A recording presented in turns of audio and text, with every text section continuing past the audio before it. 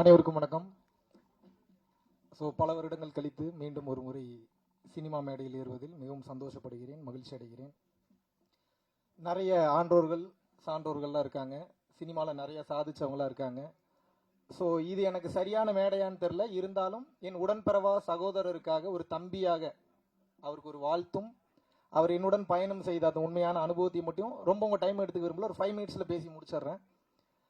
நான் முதல்ல சென்னை வந்தப்போ எங்கள் அப்பா முதல்ல சென்னையில் தான் பிஸ்னஸ் பண்ணிட்டு இருந்தாரு. அப்புறம் கொஞ்சம் பிஸ்னஸ் லாஸ், அப்புறம் திருப்பூர் போயிட்டாரு. அதுக்கப்புறம் கிட்டத்தட்ட ஒரு 14-15 வயசு வரைக்கும் திருப்பூரில் தான் இருந்தேன். அதுக்கப்புறம் ஏகப்பட்ட வேலை, அங்கே போகிறது இங்கே வர்றது. அப்புறம் கிட்டத்தட்ட ஒரு 18-19 வயசு அந்த மாதிரி டைமில் நான் சென்னை வரும்போது எனக்கு ரூம் கொடுத்து சாப்பாடு போட்டு டெய்லி பேட்டா கொடுத்து அவருடைய டைரக்ஷன் ஒர்க்கில் அப்போ ஒரு படம் பண்ணிட்டு இருந்தார்.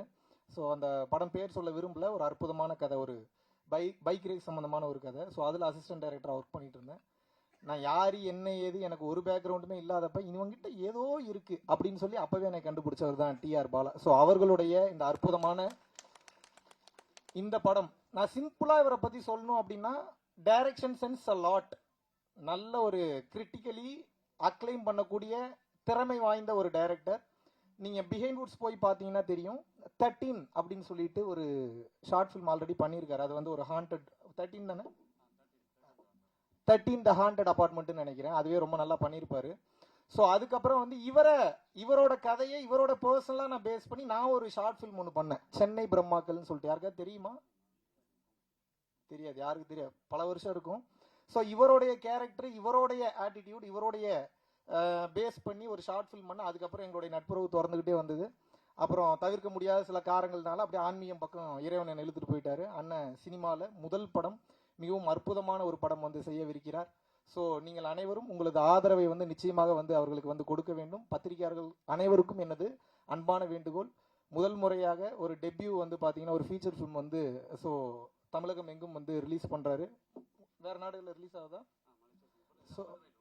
வேர்ல்டு வைட் வந்து ரிலீஸ் பண்றாங்க. பத்திரிகையாளர்கள் நண்பர்கள் அனைவருக்கும் ஒரு வேண்டுகோள், மிகச்சிறந்த முறையில் விமர்சனங்களை எழுதி இந்த படத்தை ஜெயிக்க வைக்க வேண்டும் என்று உங்கள் அனைவரையும் வேண்டி விரும்பி கேட்டுக்கொள்கிறேன்.